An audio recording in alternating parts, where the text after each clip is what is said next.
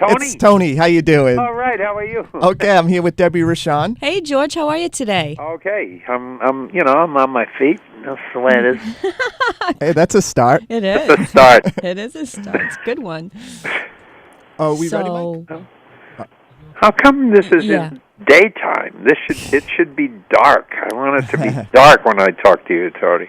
Well, this is usually is. Well, we're doing something really special here. We invited the readers at Fangoria.com to submit questions to you as a Diary of the Dead and Night of the Living Dead 40th Anniversary Edition hit the streets today. So we're not going to be coming up with our own questions. We actually had a contest at Fangoria.com to invite the people logging in to come up with their own George Romero questions. All right. So these come from all across the world. Your fans who want to pick your brain or eat your brains, either one.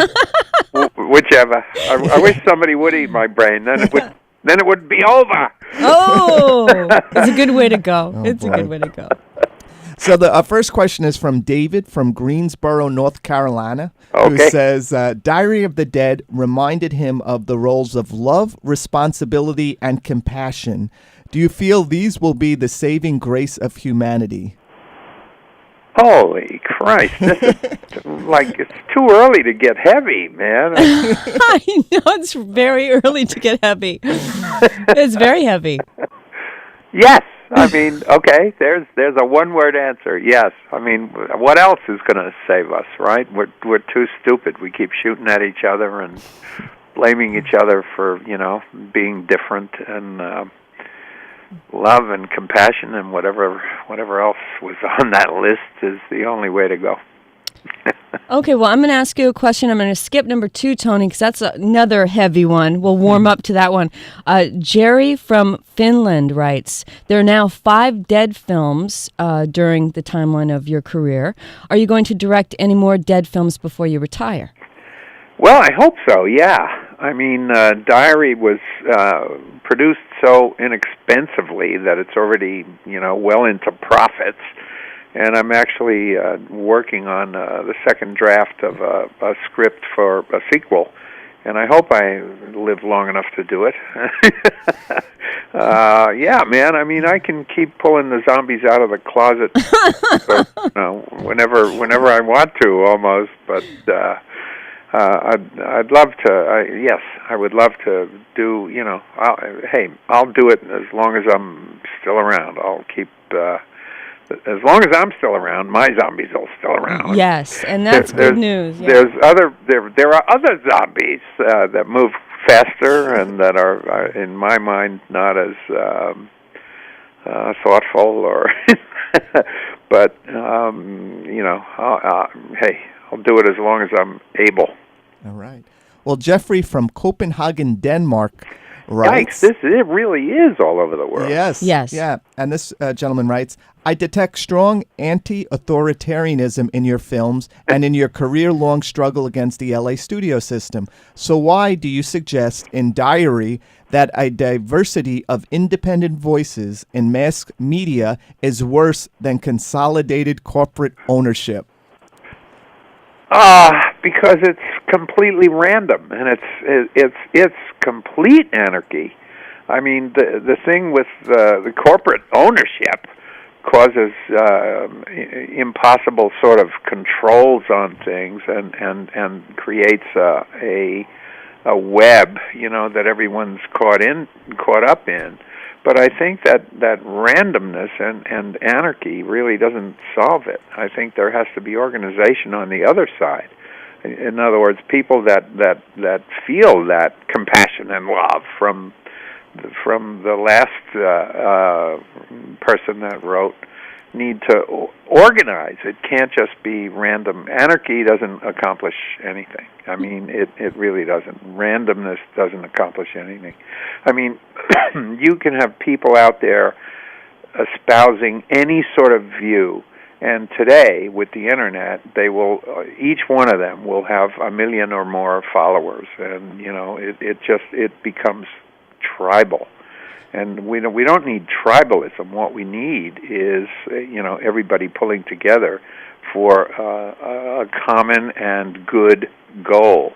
And so it bothers me that there are so many random views and that people follow them and join clubs or Yeah, it's the misinformation. Yeah, it's misinformation, and people believe what they hear.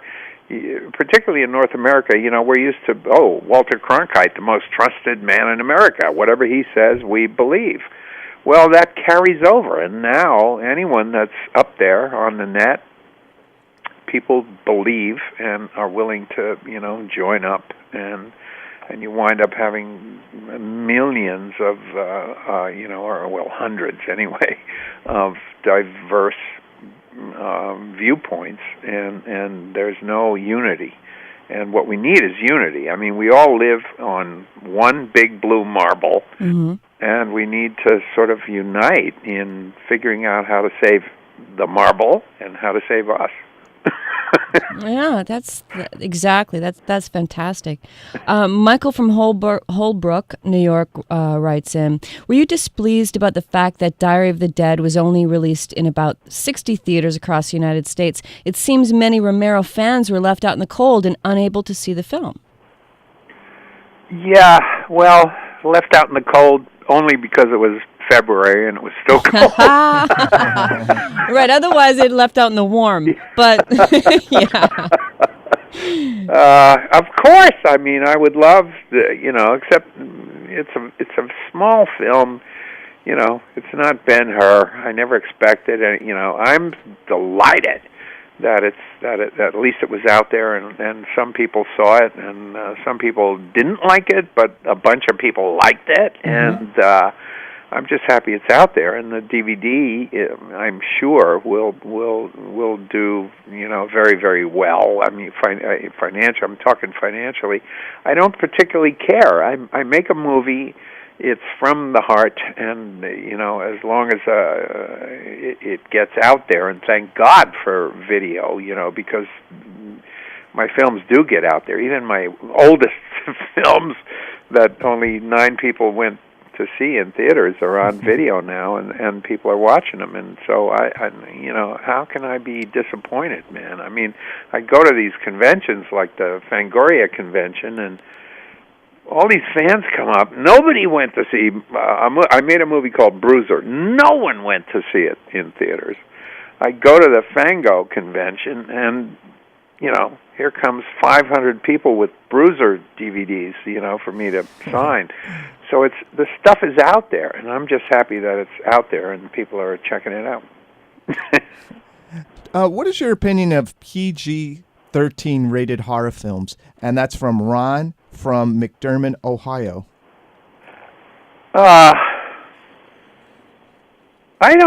You can't paint them all with the same brush, right? I mean, what if The Exorcist or Jaws, both of which I consider to be horror films, would probably be PG-13, maybe, wouldn't they? I mean, yeah.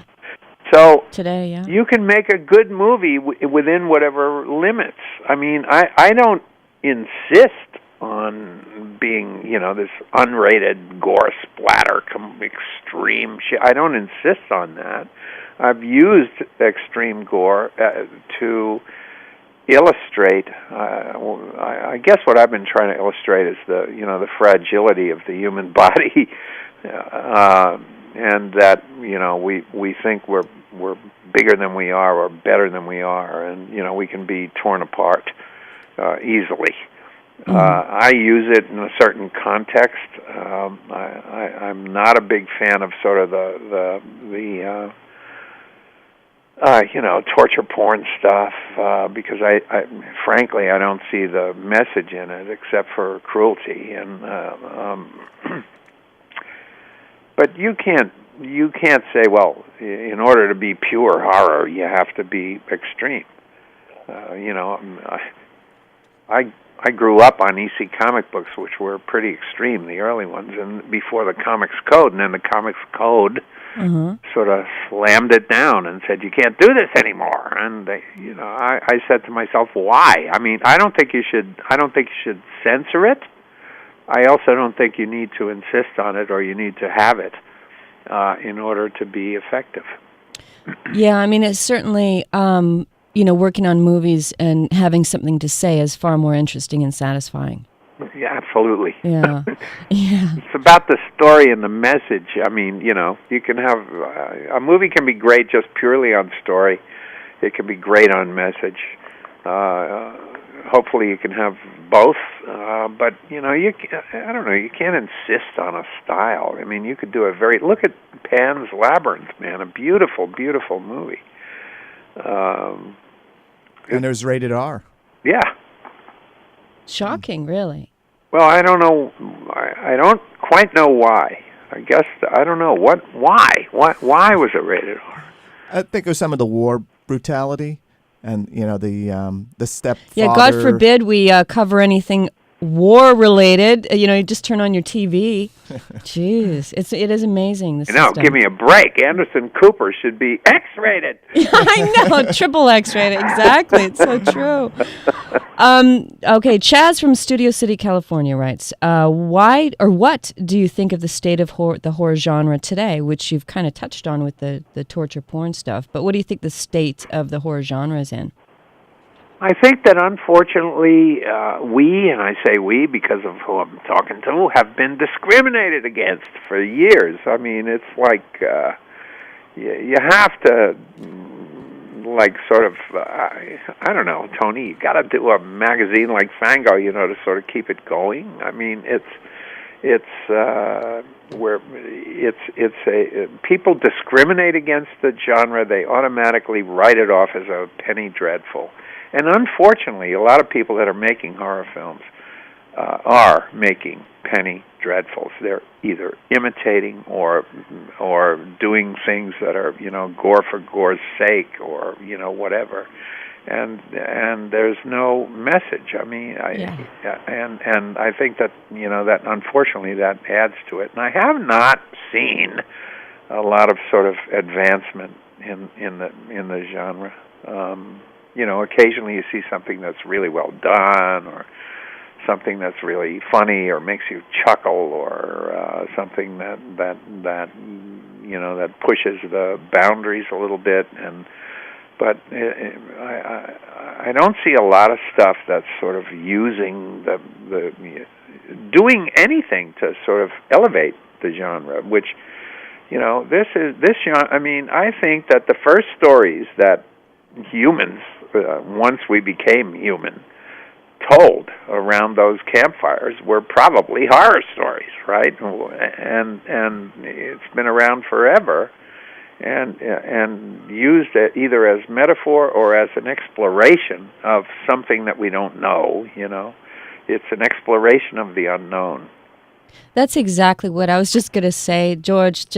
I think the horror genre is amazing because it's one of the few genres that you can actually have a statement and have an allegory, or have, you can learn something if you're watching one that's, intelligent. Yeah. It's a great point. Hey, Richard from North Grafton, Massachusetts writes, many fans assumed for as long as one can remember that Land of the Dead was going to be titled Twilight of the Dead to keep up with its time chronology. What is it that steers you away from using the title of Twilight of the Dead? I said that as a joke. I mean, everyone would say, well, what's the next one going to be? And I would say Twilight of the Dead. And I used it almost, and then I switched over to Brunch of the Dead. And I don't feel mandated to do that. I mean, I didn't like the title Day of the Dead. I didn't like that title. I said, because we did Dawn of the Dead, to me made sense, and it ends at dawn, and it's like it was like the dawning of this new society. Day of the Dead, I was okay with it, but I wasn't sure what I wanted to call. I mean, I wish I could, I don't know, but if I suggested the title South Pacific, I don't think it would fly. So, South Pacific of the Dead. It's a musical, and but that I'd love to do. But anyway, no particular reason. I mean, I'm doing this sequel to Diary now. I didn't even like Diary of the Dead, except that the people that put up the money say, well, it has to be of the dead, something of the dead. And, so I'm inclined to make a movie called Something of the Dead. But you fill it in. Just put like a blank. Fill in the blank. That's it. Maybe that's it. Blank of the Dead. Well, that begs the question of what are you going to put into Diary of the Dead 2? What could you tell us about this second draft you just finished? Well, I touched on it a little bit ago when I was talking about, I think what happens with media, with new media and the internet and all that, is that it creates more tribes instead of unifying. And that's completely what this movie's about. It's almost an old-fashioned movie about tribalism. I don't know if anybody remembers a movie called The Big Country, but it's like it's the Hatfields and the McCoys. And it's created by media, and it's almost despite the fact that the dead are coming back to life. People are still in their own tribes, and they have their own way of dealing with it. And that's really what it's about. It's about a conflict in terms of how do we deal with the dead. Do we kill them, or because it's grandma, do we keep her around and feed her? And be kind to her. Be kind to grandma. Because she's grandma, after all. Just feed her the neighbors. No one cares about them. Right. Except Hatfield's grandma is disliked by the McCoy's grandma and vice versa. Right. So exactly. Well, Stephen from Mechanicsburg, PA writes, hey! Yeah, are you ever going to make another movie in Pennsylvania or Pittsburgh? I often see locations and say to myself, George should put some zombies there. Well, listen, I would love to do it. It's all about economics, but not so much that. I mean, I worked all the films that I made up until the last 3 I made in Pittsburgh, because I love working with sort of a family. I don't like sort of hired hands that, And Pittsburgh for a while got hot, and I was lucky enough to be there right at that time and able to shoot there because people, everyone from caterers to gaffers to grips to, was able to make a living in Pittsburgh because Hollywood was shooting movies in Pittsburgh. And so, great. Then all of a sudden it dried up. Hollywood went on and discovered St. Louis or whatever. And the first film that I made in Canada was made. We did it here for economic reasons. It's when the U.S. dollar was strong. During the Clinton administration. Now all of a sudden, the Canadian dollar is stronger than the U.S. dollar, but I love it here, and I've started to. The industry here is not going to go away. What happened when Pittsburgh dried up? Everybody moved away. There are no stages there. It's not a legitimate industry. It's not, up here. In Toronto, where I am, it's a legitimate industry that has been here for a long time. It's not going to go away. There are sound stages. There are, professionals working in every phase of the business. There's a wonderful work ethic, and I've met people that I just want to know and live with and work with for the rest of my life. Yay, Canada. So, yay, Canada. Yeah. On that level, anyway. Just diverting for a moment from the questions, I just have to say that watching the documentary on the Night of the Living Dead special edition that's also just out, One for the Fire, what really caught my attention. There was so many revelations in it, and for anyone out there who thinks that nothing more can be said about Night of the Living Dead, they really have to watch this because there's a lot of stuff that I learned. But, Russ Striner's brother, and I forget his first name.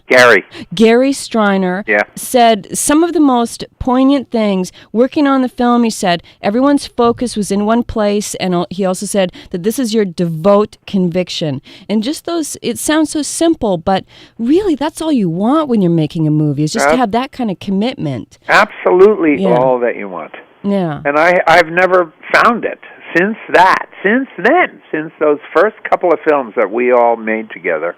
I've never found it until I came here. And there's a work ethic here. It's exactly that. It's not the same thing. It didn't come... in other words, what happened with us when we made Night of the Living Dead, the friendships came first, and then we all pulled together. What happens here, what has happened to me here, is that everybody pulls together, and out of that comes friendships. It's sort of in the reverse order, but it's the same result.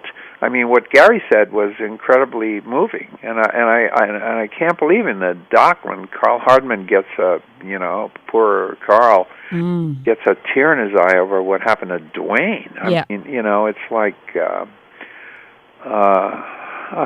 so moving. It's pretty moving. Yeah. I mean. I got a tear in my eye right now. I know. And, I have to say, I know Tony wants to go on to the questions from the people, but I just have to say also that the Dwayne Jones audio interview was amazing, and I'm so happy that it was found and put on there. That was from Fangoria, that audio was interview. It? Yeah. Oh, see, and that's just fantastic. That's done in '88, I think, Tone. Or '87, something like that. For the 20th anniversary, maybe? Yeah. That was fantastic to hear. It seems to be an anniversary every 10 years. Yes. Yes.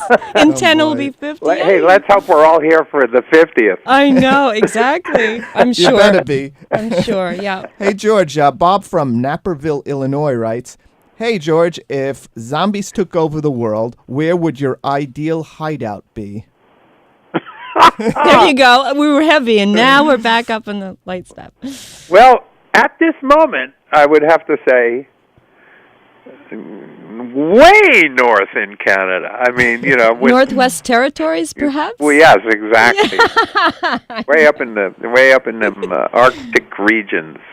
Probably that's it. I don't know. I haven't touched on how coldness affects zombies. I have shot zombie movies in extremely cold conditions, but I don't know whether if it got really cold, maybe they would freeze up. At least before I did. Their circulation is not as good as mine, so I think I would opt for extreme cold. Mm-hmm. Yeah, that would keep them away. Going right along those lines, Keith from San Rafael, California wants to know, besides your own, what are some of your favorite movies about zombies? Oh, God. I mean,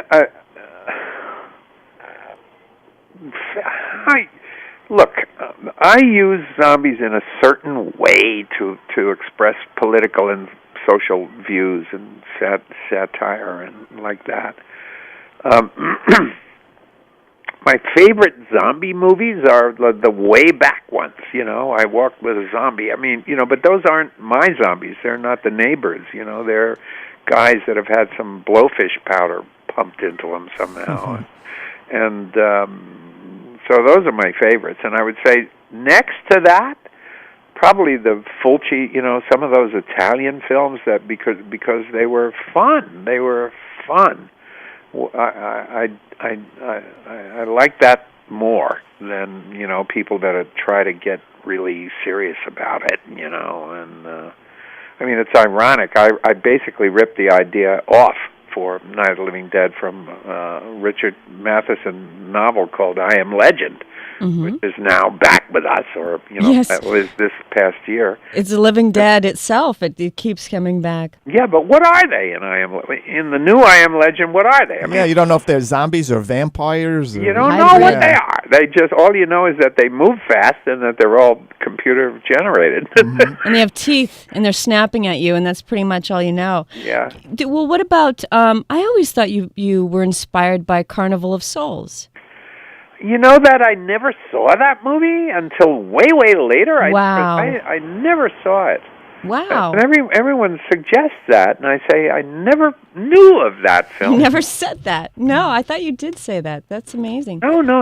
I never saw that film until years later. I mean, I didn't, years later. I mean, it was, I can't put a finger on when, but not till years later. Huh. Hey, Ted from Wixom, Michigan asks, have you ever devised a scene that you later deemed too graphic or unpleasant to be in one of your movies? These kids are good, aren't they? Yes. Quick answer again, no. and who is this guy? What's his name? His name is Ted, and he's from Wixom, Michigan. All right, Ted. Well, you send one in that you think is going to make me cringe, and I'll send you $1,000.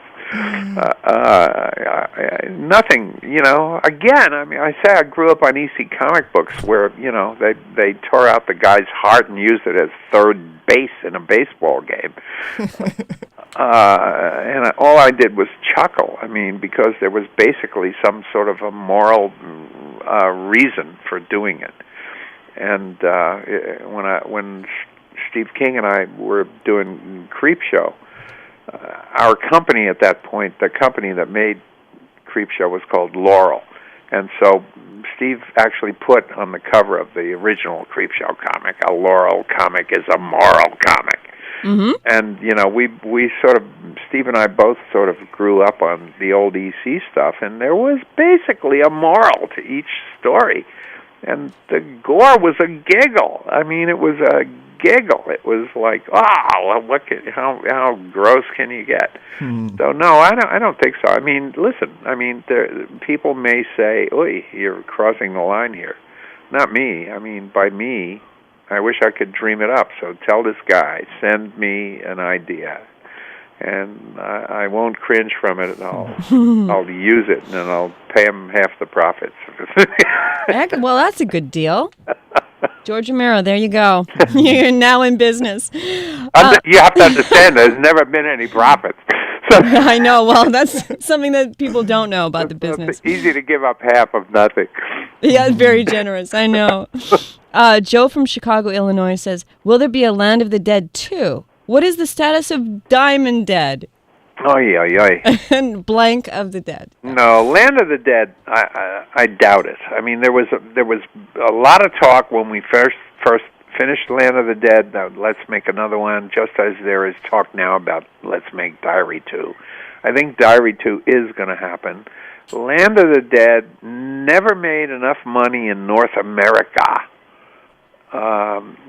Huge in Europe and huge on video and all that, but it was never big enough in North America to justify them financing a sequel, because that was Universal. It's a different deal. When it's a big studio, it's a different deal. You have to make more money.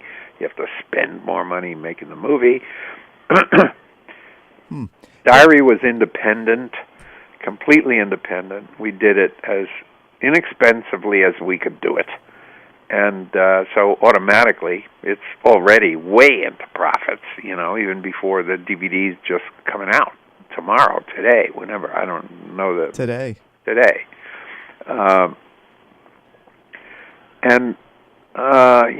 So that'll probably happen. Diamond Dead is a project that I really, really loved. Nobody got it. I mean, we have Ridley Scott was going to be the producer on this thing. The Scott Free, their company, they were trying to finance this thing. Nobody got it. We pitched it all over town, and everybody said, this is too silly. And people think you can't mix silliness with horror, which is something I've been sort of doing for a long time, but people don't get that, and so I don't know. Now I understand there's a new script floating around. I didn't write it. the producers are calling me up again and saying, "Hey, are you interested in directing it? I need to read the script and see," but I don't know. If it's been sort of, toned down and, turned into vanilla, I probably won't be interested. But anyway, that's the story with that. The old script, the script that we were pitching, the script that Ridley loved and Tony loved, nobody got. And, so anyway, we'll see what happens. Right. Corella from Minford, Ohio writes, as a child, what did you do when you got older? Did you ever believe you would be making movies about zombies? Again, a quick answer, no. I probably, no. I didn't. I dreamed that I would be making Tarzan movies, or I always wanted to make movies. But I always wanted to do the original Tarzan, and I did in the horror vein want to do Stoker's Dracula, which still has never been done.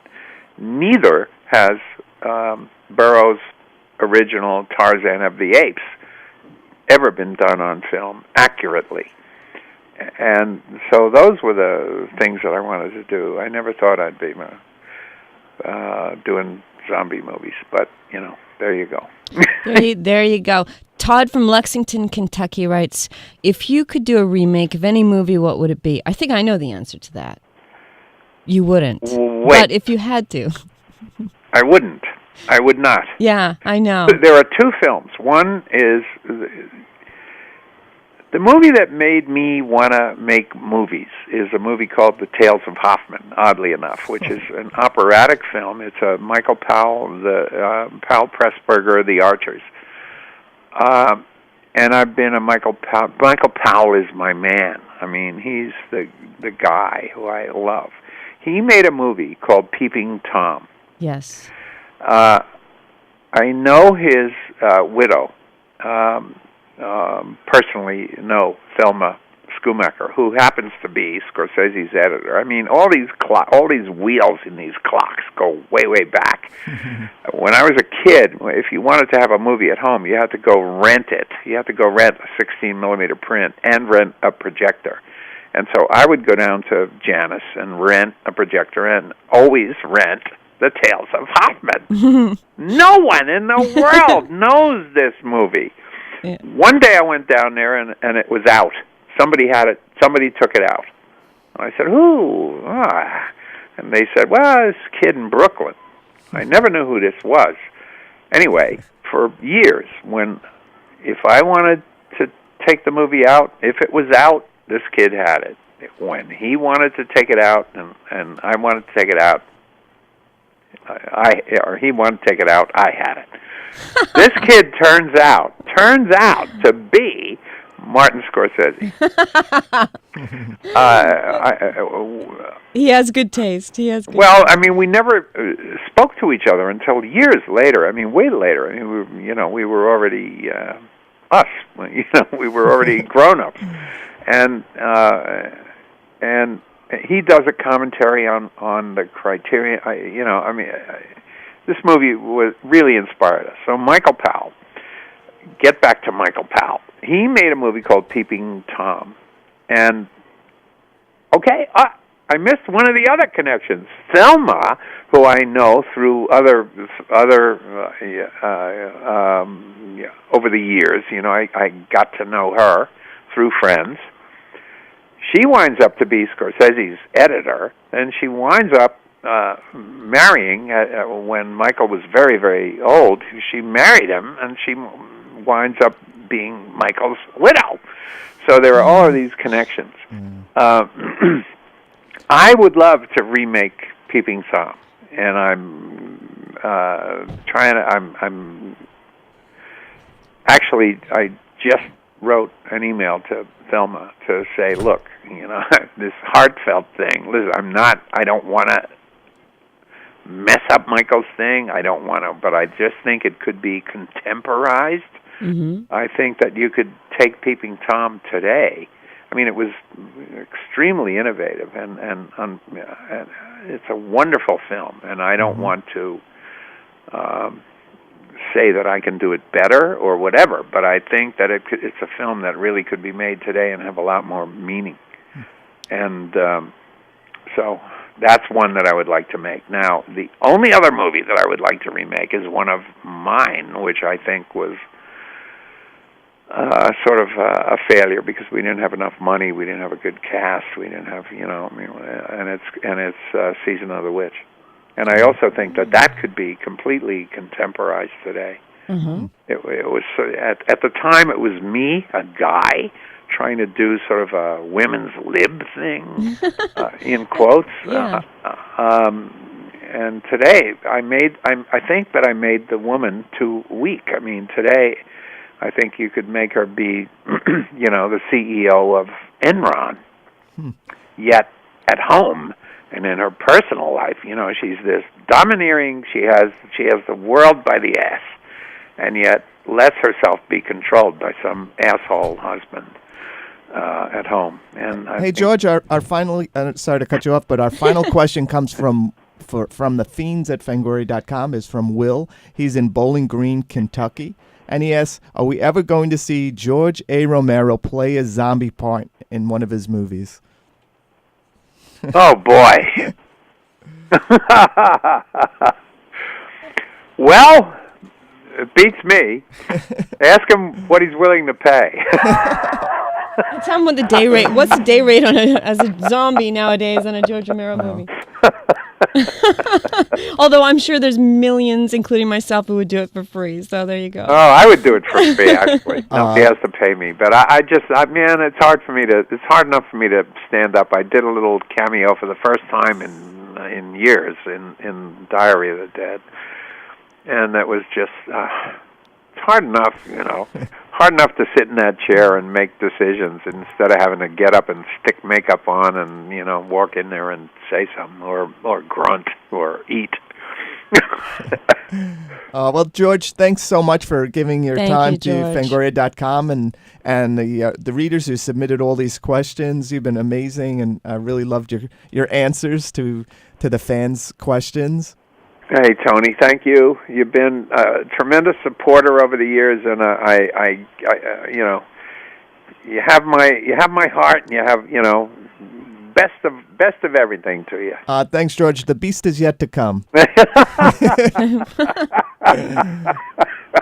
Yeah, he's supposed to come way at the end, right? Yes. When we all got that 666 out of us. Have you looked under your hair, Tony? Oh, is there a 666? No, but my parents and my wife check regularly. I've seen it, but I'm not going to tell them that. Thank you so much, George. Yeah, thank you, George. See you at the Thanks. convention in New Jersey. Hey, I'll see you over there. All right, bye. Thank you. Bye. Okay. All righty. I think the best thing to do is actually just do it live because it is so long. Yeah. And you're going to lead to it live anyway. Just say this was a special conversation at Fangoria.com and let it go. Yeah. Because rather than make this longer even than it already is. Yeah, I'd rather see you do it live than... Yeah, it's like, we start a little... It's about 37.